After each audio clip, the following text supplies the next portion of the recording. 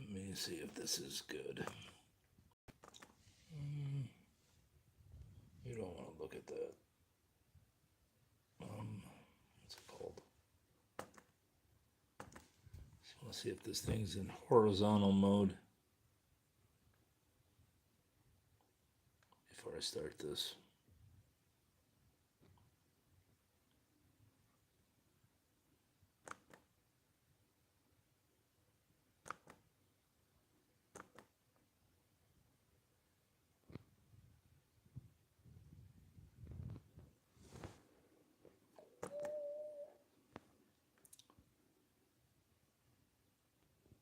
Not sure if you're even allowed to put it in horizontal mode, but I guess some people do it, so why can't I? See if this bastard works. Come on.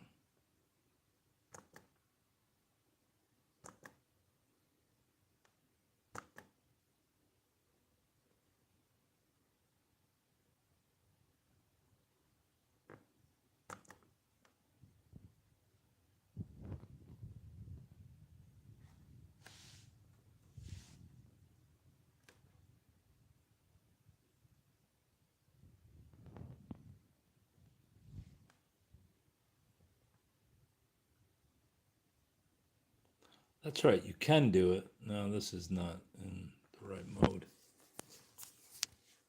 I've actually done it before and it worked, but let's see how long this takes. There we go. So you can do it, but all right, let me close this.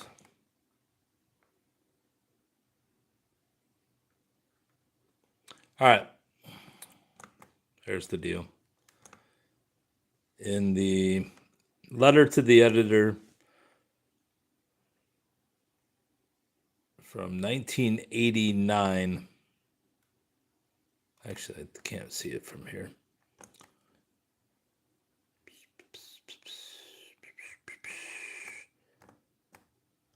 Nope, this isn't the one. Son of a bitch. Well, so much for that. At least I came prepared. At least I came prepared, bruv. All right, let's go back to the news clippings. News clippings. Where is it? It's that one right there. Disagrees with editorial on MASH. And at the bottom, you can see George H. Zinn, 661 11th Avenue. And this is from Salt Lake City. And here's the house. It is a rather large house. What year is this? 1983. So he's living in this house in 1983. It was built in 1957. Let me see if I can move this. Anyway, it's a duplex. And I believe, obviously, you can see two garage doors. I don't know if there's two front doors to it. But I believe this side is a house over here. And this side's another house. And I will pull up some newspaper articles from the 50s when it was built by this man, Vern. What do you got, bruvs? It was built by an architect named Vern Openshaw, who lived on 1643 South Wasatch Drive, and it's for a brick duplex, 66169 11th Avenue. Is that right? Oh, see, he built it 661 through 669. So maybe I'm wrong about this house, but I don't think so. Maybe it was bigger. Anyway, the address given is 669 or 661 11th Avenue. And the first appearance of it after it was built, and Upshaw or Openshaw, by the way, was not a highly successful architect. That's not saying he's not he didn't make a career out of it, but he was not a major architect, I'll say that. And so the first person listed under this house is Mrs. Hope Marshall and her husband. I don't know if it mentions his name in here. They eventually got divorced. I looked them up on findagrave.com. And you can see Mrs. Hope Marshall, 661 11th Avenue, finds sponges excellent for cleaning chores, such as removing spots from rugs. And wait till you see the full house, which I'll actually show you in another article that was written later that year and shows the house, the inside of the house anyway. So you can see this is a nice house. And even though it's a duplex, I believe it says it's a 5-bedroom. And so I think she was living in the larger side of the house, but you can see it's a rather nice looking house.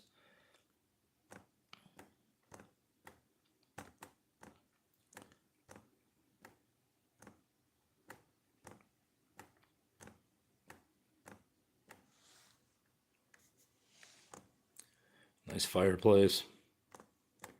All right, back to this story. New aids for spring cleaning. The poets say lovely things about spring, but just ask any housewife what's on her mind. Come those first few balmy days. What do we got, bruvs? I want you to donate $650 million to me. Anything less I won't accept.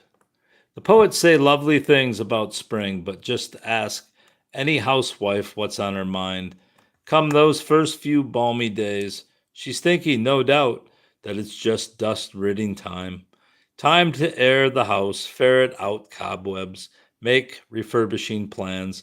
One clue to a good house cleaning program is to assemble a collection of work aids.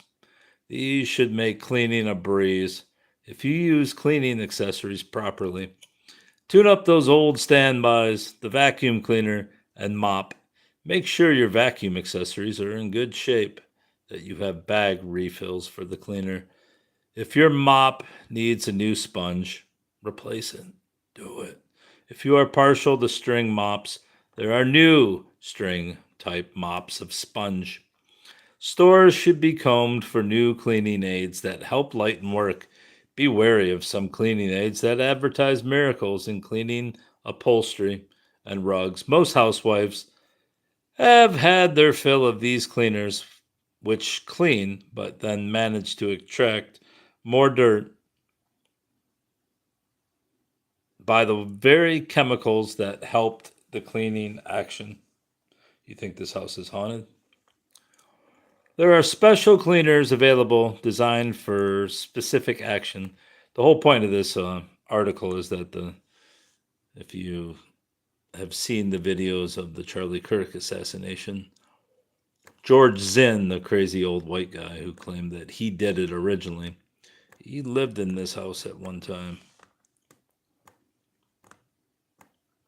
There are special cleaners available designed for specific action.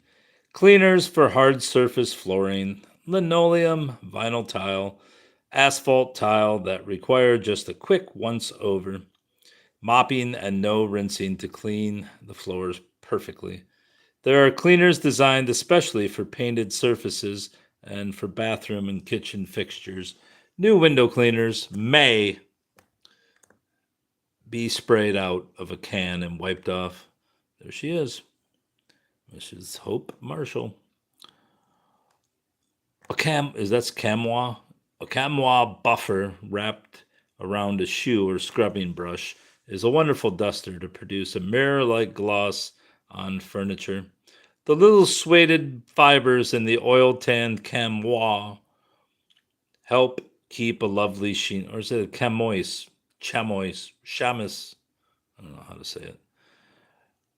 Help keep a lovely sheen on furniture.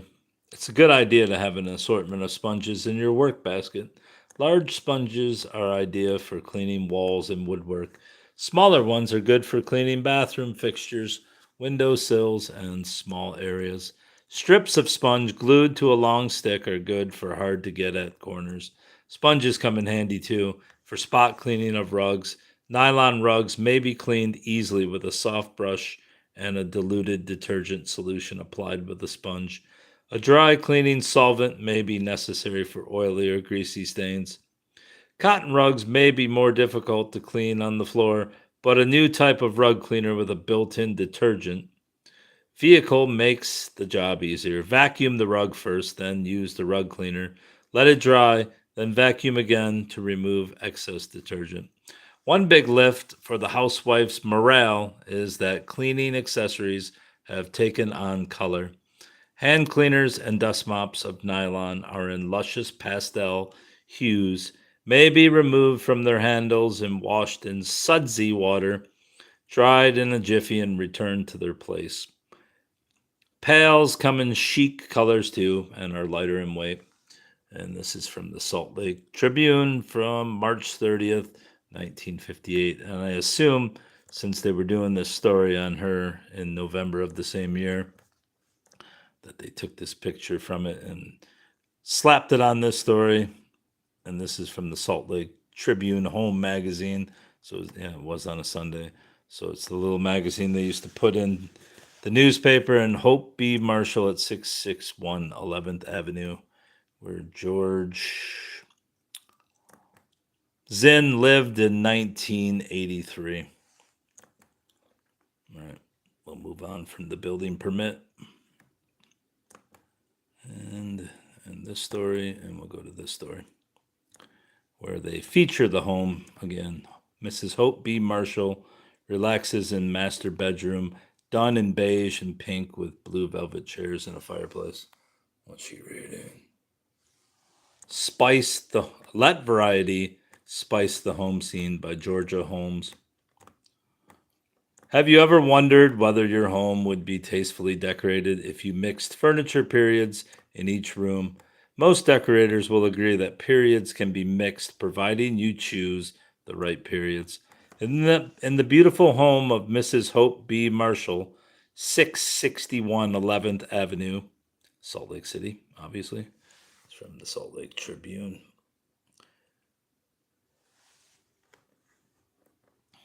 Where was I? The 3 periods were used to great advantage, and the end result is a lovely home, showing the results of careful decoration. For the living and dining room, Mrs. Marshall chose French provincial furnishings, with soft pinks and blues being used as the predominant colors. On into the comfortable family room, we see the use of early American furnishings, with a brighter blue print used for wallpaper and drapes blending with knotty pine walls and used brick fireplace. And there it is. Interesting, maybe. The guest bedroom upstairs was decorated with Italian provincial furnishings, and in the spacious master bedroom, an antiqued white French provincial bedroom set was chosen to blend with antiqued, odd phrasing, antiqued white fireplace wall and storage cabinets. That's not it. That must be it. Maybe that was it. Or was that the fireplace? No. There's the original place. Or is that the bedroom? Yeah, that's the master bedroom. We already said that. The guest bedroom upstairs was decorated with Italian blah, blah, blah. For the off-used basement, Mrs. Marshall again chose mostly early American furniture for the spacious recreation room and smaller area featuring an attractive curved bar. With the advice of Richard J. Dunn, Mrs. Marshall has achieved a charming home by mixing those periods that particularly appeal to her. I'm guessing that's the basement. Not only is the home well decorated, but it was also well planned with ample storage in mind. The master bedroom is complete in every detail, with space allotted for such things as a hat closet, shoe closet, bookcase, and desk, and a cozy fireplace. Generous hanging space was also put into the plans. Though early American in feeling, the blue kitchen is modern in every detail with the latest built-in appliances all in a light blue shade, blending with the knotty pine cabinets. But as I said, this house was mentioned as a duplex. And I believe this is probably the side of the house that she lived on. Or maybe this side, who knows? It's obviously looks like a duplex. Just because it's so weirdly constructed. But back to the stories. Let's see what we got here. That's the November 2nd. How about December 2nd? Wait, they were already selling the frickin' house? Oh, see, that's the 2-bedroom side of it. Or maybe that was it. Thought one side had a 5-bedroom and the other side 2-bedroom. See, you could rent a damn whole house for $175 back in 1958. Elegant 2-bedroom duplex split. Bath, family room, living room, kitchen, garbage disposal, hot point built-in stove, basement, garage, patio, access to swimming pool. 661 11th Avenue, DA 2424 4256.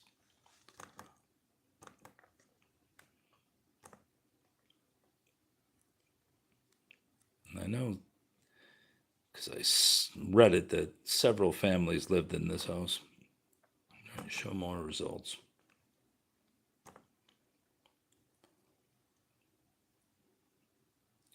Someone was selling this 56 Chevy from there. Same 56 Chevy. What's this? Is that her? That's Hope Marshall. Did she get in an accident? Oh no, the poor dear. Originally, I thought that she was a sister of the Zinn family. But first, 1230, First South and 5th East, 2 automobiles. Drivers, Hope B. Marshall, 40. And Bessie McDonald, 70.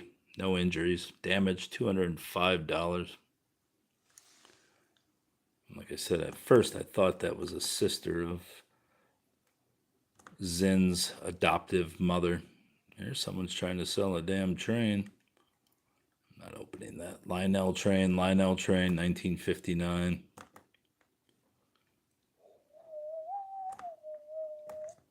And we get into 1960. I'm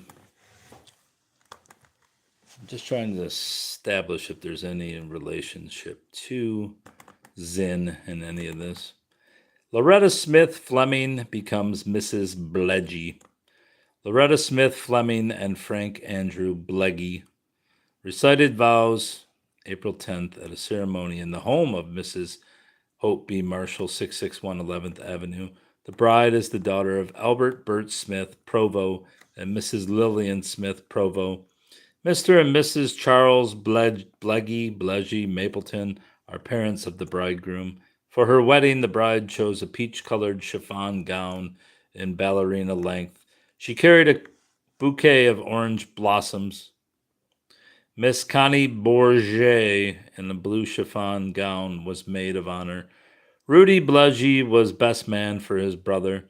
The couple will be honored at a reception in the home of the bride's father after a wedding trip to Las Vegas and the California coast. The just weds will reside in Provo.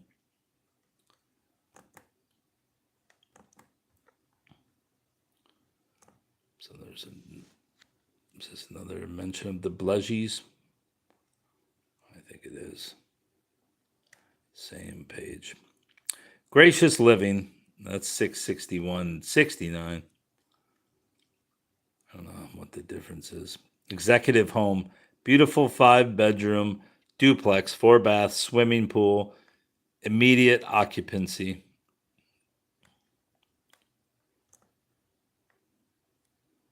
Temporary dining room, blue beaded rugs. It must just be it's the same time. Executive home, contemporary dining room set, blah, blah, blah, dryer, ironing. That's the same time frame, July of 1967. Contemporary dining room, blah, blah, blah. Executive home. And then another family moves in. This is 6 years before or 7 years before Zinn moved there. I'm just looking up these names just in case they happen to appear in anything.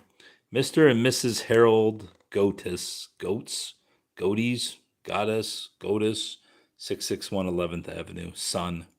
They had a baby.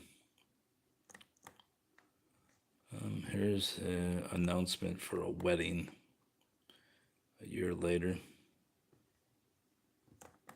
Oh, this is another birth, I believe. Damn, they had a kid. When they have a kid every March. Yeah, they had one in March of 76 and March of 77. That's weird. Mr. and Mrs. Harold Goetz, 661 11th Avenue, a son, LDS Hospital. Is everybody in Utah damn Mormon? So that's 2 sons in a row, a year apart. Another goat. Oh, wait, what the hell? March 2nd. It's the same thing. And then the next one is 1999, so, and that's a Kim Kyung. So George is long gone from there, and I looked up George, and there's a Jokin. I had wondered if maybe the house belonged to the family, since I think Zinn's family had some money. But I don't know. That's about it on that. What else did I want to show? Let me look up and find a grave. Don't look at my information. My inflammation. Overton Zinn, who was his adoptive father. The curious thing is that they were in their 50s when they adopted George. And I believe that Norma's sister had lost the adult son the year previous to George. I wanted to go back to the memorial. Oh, wait, there it was, too. I should go back, actually, to the flowers, because they're from George's account, George Zinn. Come on, show him. I truly miss you, Daddy, and cherish our all too short but special years together. Thanks for being such a wonderful, eternal companion for my sweet mother. And that's left by George H. Zinn on October 14th, 2011. Get back to the story here. Overton Zinn. He was married to Norma H. Hodgson Simmons, which is weird because her father's middle name was Simmons. Leslie Simmons Hodgson. Maybe it was a cousin. But one of her siblings, Phyllis Hodgson Holbrook, lost a son, I believe, in 1954. Leslie Hodgson Holbrook said he died in his apartment. I don't know if it was what it was from, but he was a decorated war veteran. And he died in 54, and it was the next year that I believe it was Leslie, probably still grieving for her son, went to Greece and in an attempt to adopt a child, which they eventually did. And I don't know if that child's still living, so I won't release her name. I know what it is. And that was the other child, Stanford. But there was a daughter, and I think she was a couple years older than George. So she was, and her name's actually in, I mean, if you really need to know her name, don't bug her if she's still alive. I think she might have died. But this sister, Phyllis Hodgson Holbrook, went to Greece and was adopting a baby, and then she encouraged her sister, which was George Zinn's adoptive mother, Norma, to adopt the babies. So they both adopted a baby at the same time from Greece. And this was after the civil war in Greece, and there was financial problems, obviously. And then also in the mid 50s, for a single mother to be unwed and with a child was a scandal. So apparently that's where George and his cousin fit in. And they brought him back in 1955. And that's where the article for George, if I can find it on here, if you really care. I started a blog just for this. More posts. Spiritual giant. These are all George's letters to the editor, etc. More posts. I could just search for it. More letters to the editor. He was very busy writing letters to the editor, mostly about dumb shit, but I mean, this is a guy who claimed he assassinated somebody when he didn't.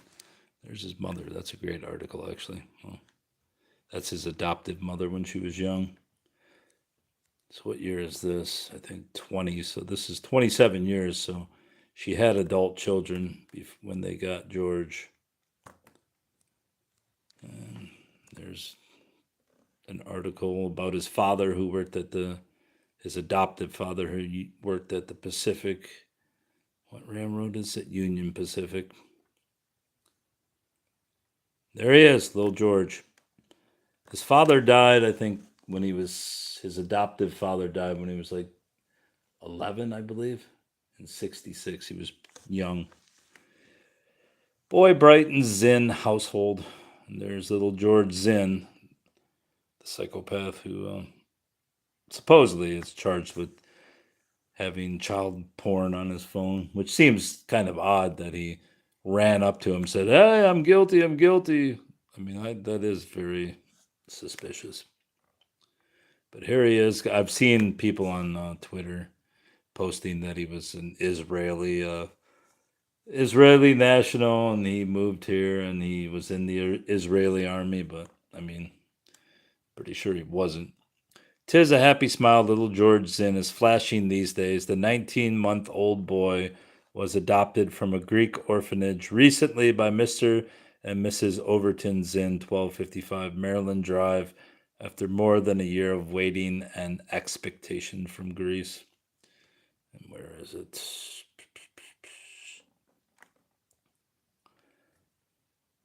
It looks as if Overton Zinn, which is the father, is going to have help running that electric train he bought himself 2 Christmases ago. Mr. and Mrs. Zinn, who live at 1255 Maryland Drive, are finally the proud parents of a baby boy.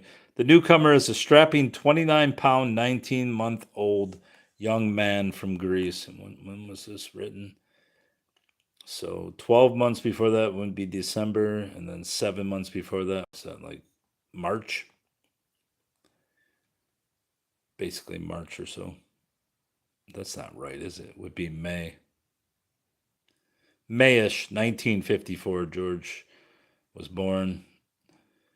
Young man from Greece who joined the Zinn household after almost a year of red tape, frustration, and hope. The friendly little fellow with a heart-winning smile was adopted from a Greek orphanage. He arrived in New York November 22nd, where he was met by Mrs. Zinn, who returned to Ogden with the little boy the day after Thanksgiving.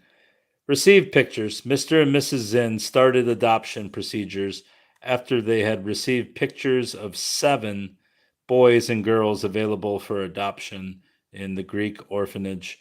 The pictures were sent to the Zinns by Mrs. Zinn's sister in Salt Lake City. A friend of hers had decided to adopt a boy and girl from the orphanage. So maybe the 2 people that are also mentioned in George's naturalization article were the friends. It would make sense since George's cousin and he were both naturalized in, I think it was 1958. It took 3 years. I don't know why it takes 3 years for a baby to get naturalized. It's not like a baby could pledge allegiance. I guess they could. A friend of hers had decided to adopt a boy and a girl from the orphanage. There wasn't much doubt the Zinns would adopt one of the children. There was even less doubt whether it would be a boy or girl. The four Zinn children were all girls, and among the four grandchildren was nary a boy. They had no idea of the time, effort, and red tape involved in adopting the boy, but soon found out. They had to send marriage and birth certificates, financial reports, and health assurances. And from what I've read, there was approximately 3,200 adoptions by American families of Greek children in the 50s and early 60s. I think it continued in the 60s into like the 4000s, but the main corpus of the adoptions were in the 50s. And not all of them were above board. And there's apparently the records are not highly accurate. And there was some discrepancies and stuff because there were some shady actors, as there apparently there are in all adoptions. Senator Watkins helps. Finally, Senator Arthur V. Watkins offered his help, and the little boy arrived in New York November 22nd, just a few days short of a year after they received the pictures.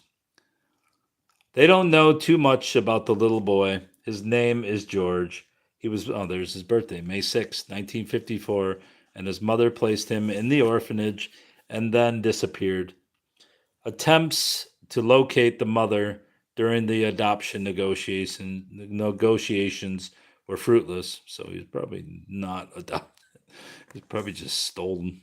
Many of the people in Greece are too poor to care for their children, Mrs. Zinn said.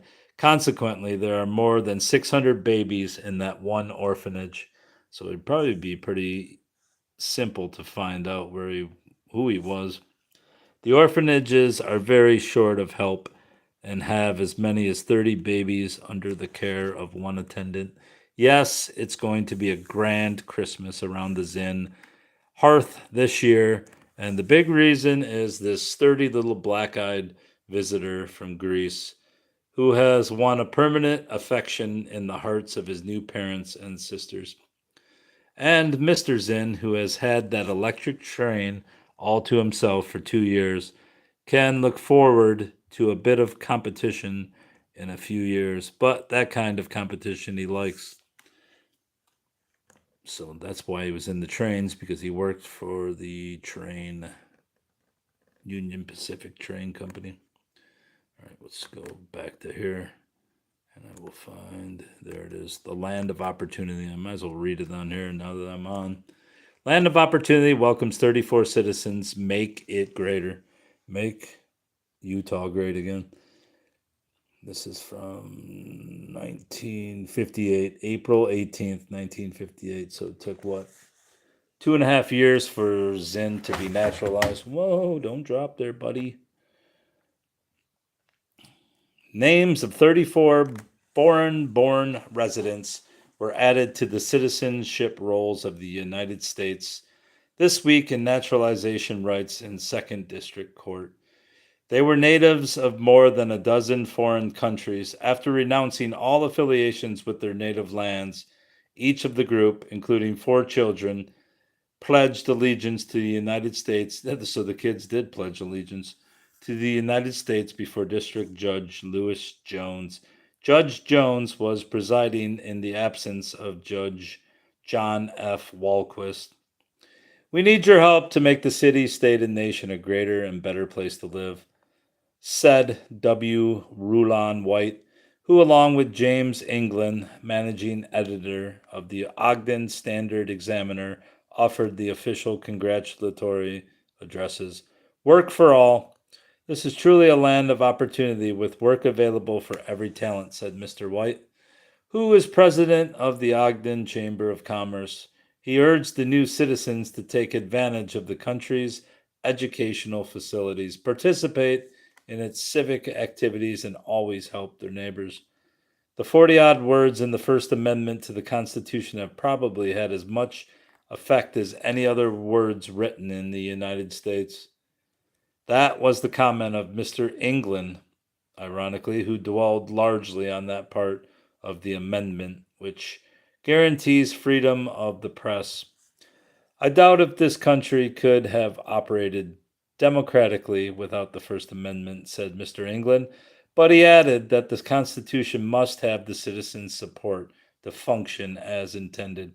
To illustrate, he pointed out that the Constitution of the USSR also provides, and that's Russian now if you've been asleep for 300 years, that government will not control its press. Right. I mean, they basically, you can say the airwaves are not the press, but they definitely control the airwaves. But in fact, it does. When Marshal Zhukov was removed as foremost military administrator in Russia, the country's principal paper devoted only 8 lines to the story on the back page. In contrast, when Secretary of Defense Charles Wilson quit, virtually every daily newspaper in the United States devoted several columns of space to the story, and most of them played it as their lead story on the front pages. I am thrilled, an attractive new citizen, Patricia Wright, responded. For the group being naturalized, I am thrilled, she said. I know we will all be good citizens. Not George. Representing the Ogden Elks, Roland O. Bills, superintendent of the Ogden Union Railroad Depot, presented each of the new citizens with a small American flag. County Commissioner George Frost led everyone in the courtroom in singing the national anthem. Judge Jones made several comments during the program. Part of citizenship is reading your newspaper. He said in introducing Mr. England, I question if democracy could function without the people knowing fully what is going on. He urged the new citizens to respect their courts, for they are bulwarks for the protection of individual rights. Very likely the new citizens would receive traffic tickets, he said, and when they do, they should see the judge in court where they are supposed to see him. County Clerk Lawrence Mallon administered the oath to the group. Mrs. Lucy Rigby represented the Immigration and Naturalization Service at the ceremonies. Oath taken. Taking the citizenship oath were the following. Robert Roger. I'm not going to read all this because I don't think any of these names are familiar. Marinus Albert Overdyke. And the important ones are children naturalized were Richard Gordon Christensen, son of Eva Amelia Zog Christensen. And I'm assuming that was one of the friends of the Hodgson sisters. I won't read this name because that's the cousin. And Phyllis Hodgson Holbrook. George Hodgson Zinn, son of Overton, and Norma Hodgson Zinn. And Christian M. Shore, son of Eugene Muriel Shore. Muriel. So there's that. George became a citizen in 1958, so 67 years ago. So maybe that's one of the reasons he was trying to cause cover for the assassin. Obviously, what's his name's arrested, but who knows if he's the actual shooter. But maybe George was at the rally because he was considering himself an immigrant. He obviously was an immigrant. I was looking to see if there's any,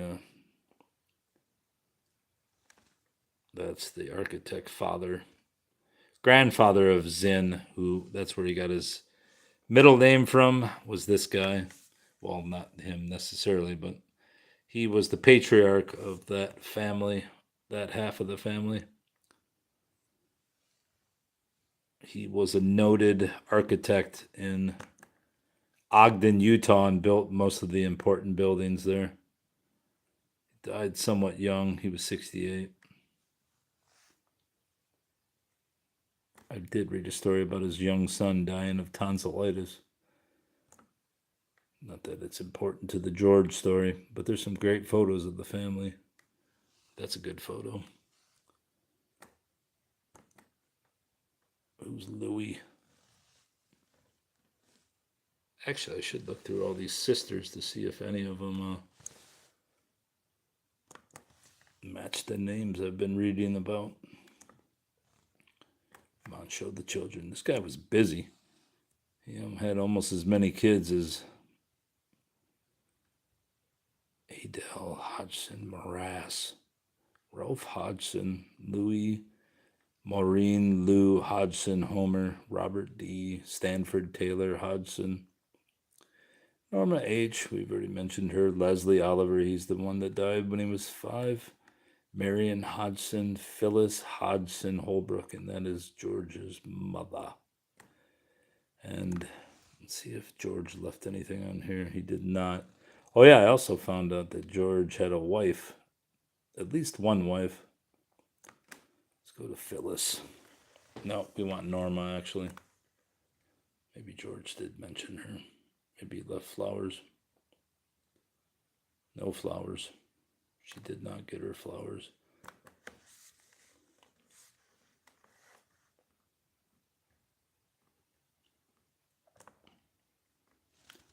Never understand the people that take photos of these graves and just, I mean, look at that.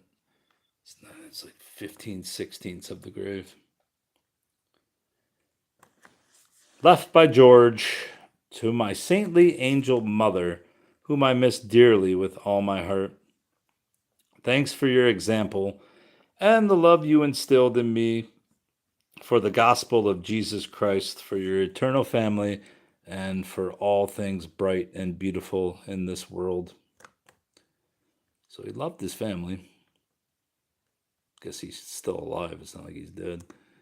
But maybe I should message him. George. Let's see, actually has 2 of them. He actually has 2 accounts. Who's Neil Fenton? This isn't the one I looked at earlier. So there's another one. Whose name did I look up? He must have forgot his password or something. Let's see. There was another name. Maybe it was Overton.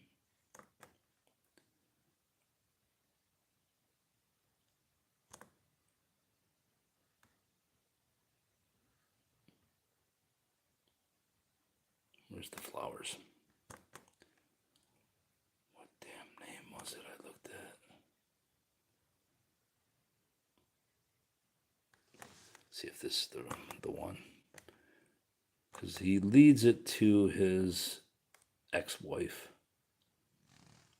on his alternate account. Nope, this is the same one, so I gotta look through these and find which one it was. He left a bunch of flowers. Maybe, let me check that again.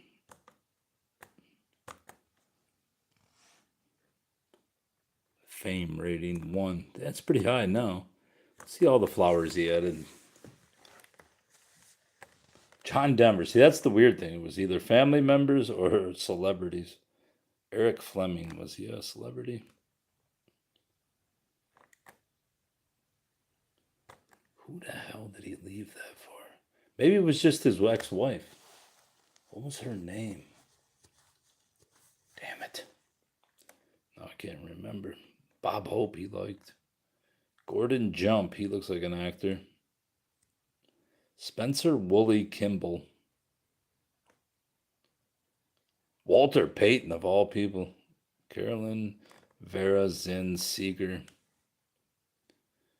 Norma Hodgson Simmons. There was another sister, and I think it was that one up here. There she is. Who's Eric Fleming? Looks like a damn actor. All right, so now I'm going to have to remember which... Where did I see it? It'll have to be in one of the family members because that's the main people he left them for. Overton Zinn.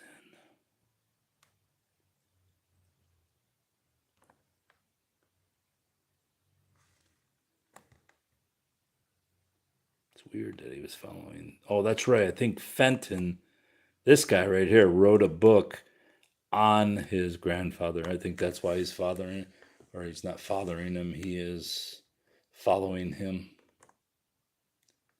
Maybe I'm wrong about that.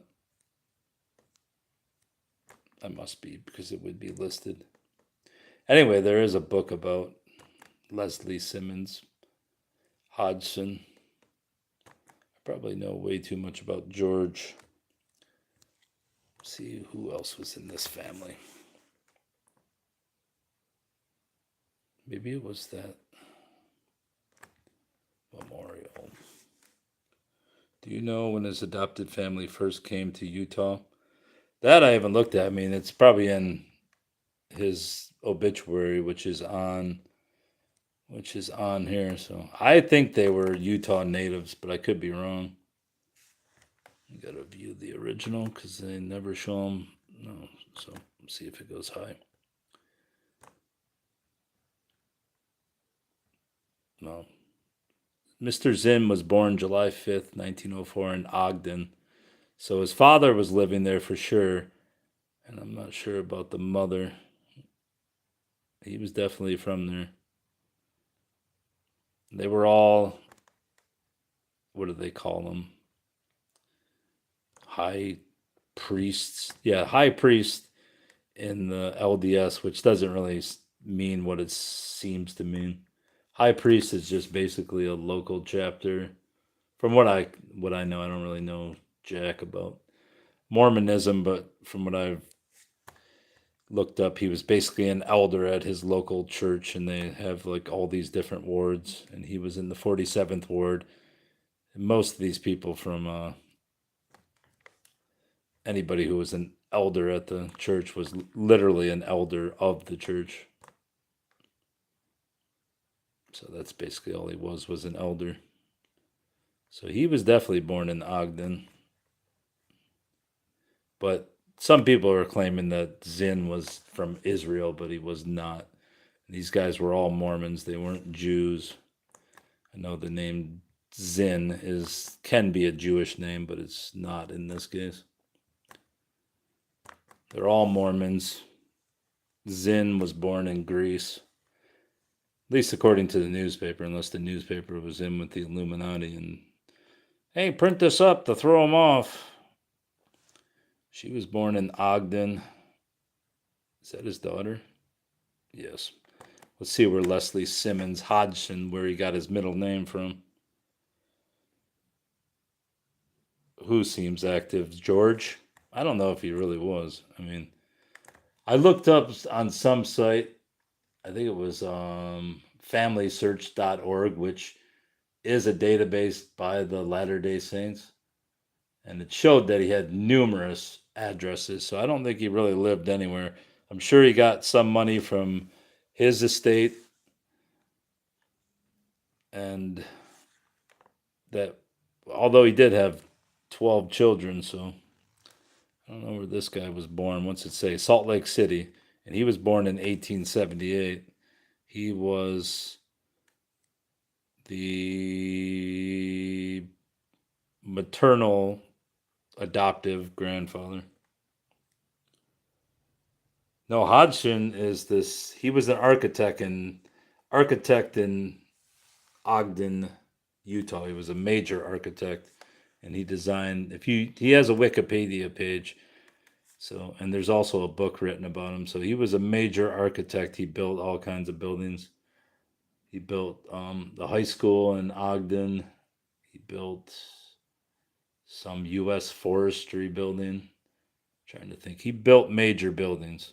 So this guy was a top of the line architect, even though he was in Utah. He had moved to California, but he came back. I think he started his career in California, but moved back. Yeah, it was passed on to George, who his adopted grandson. There's a lot of Hodgson, so he had a lot of siblings and he had a lot of children, but they were definitely high society.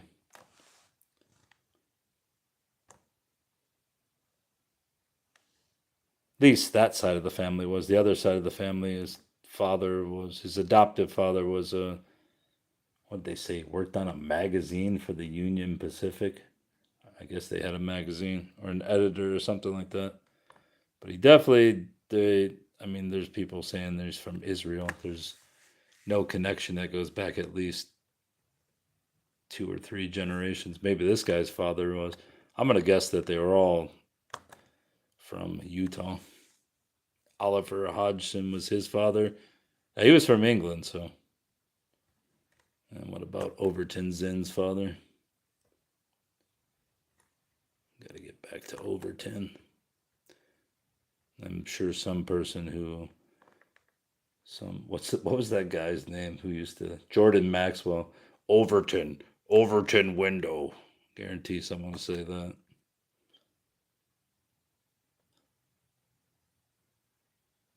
I also looked up that coroner that Candace Owens mentioned the other day. There's a biography on her. Not a biography, but a newspaper biography. There he is, Overton Zinn. We'll see where his parents came from.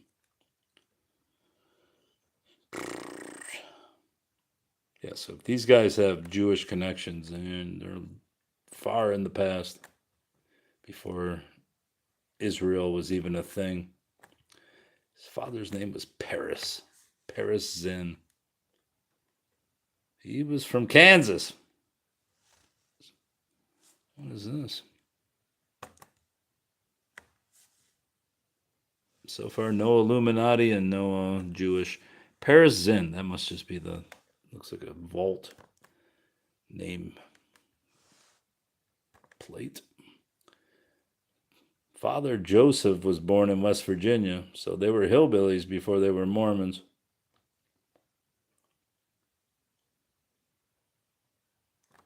There's Overton. What do you got, brubs?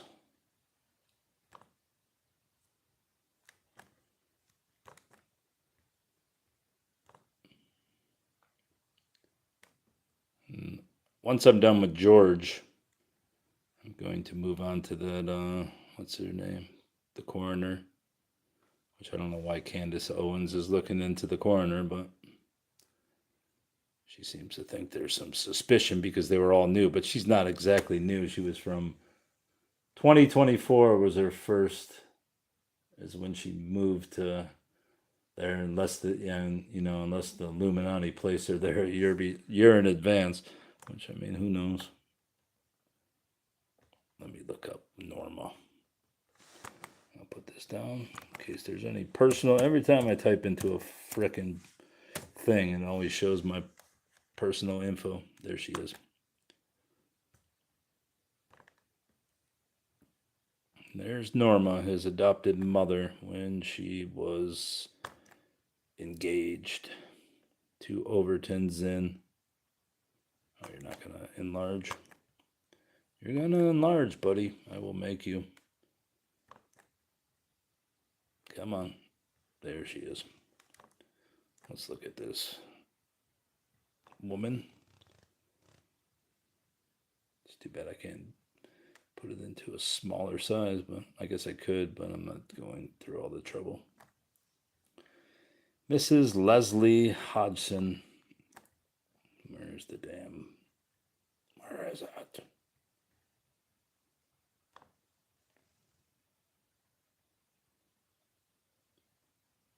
Anyway, I can't move. I guess I can move it over with arrows. Miss Norma Hodgson, daughter of Mr. and Mrs. Leslie S. Hodgson, whose marriage... I can't do it. Sucker. To Overton Zinn, son of Mr. and Mrs. Paris Zinn, will take place early in June.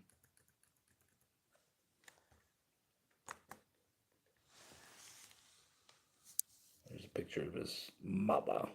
And she was a young lady. Those people are not related.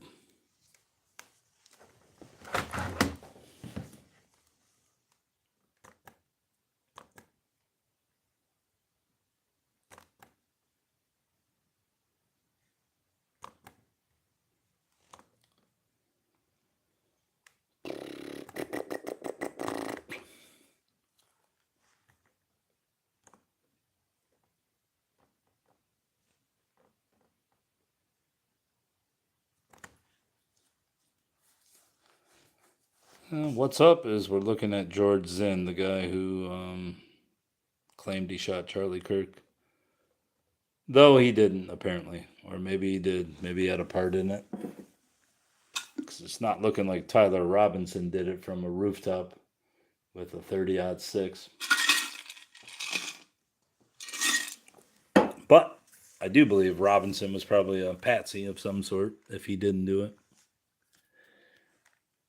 But then there's all these conspiracy theorists like Candace Owens who expect the FBI just to turn over all their information on a case, which is absurd. I can see once the trial starts and they start putting stuff out, then to speculate. But honestly, they're not going to give her information. Hey, Candace, is this okay with you? We don't want you to call us conspiracy theorists. It's insane to... All right, so that's that. And then there's that guy. All right, that's all for now. That's all for now.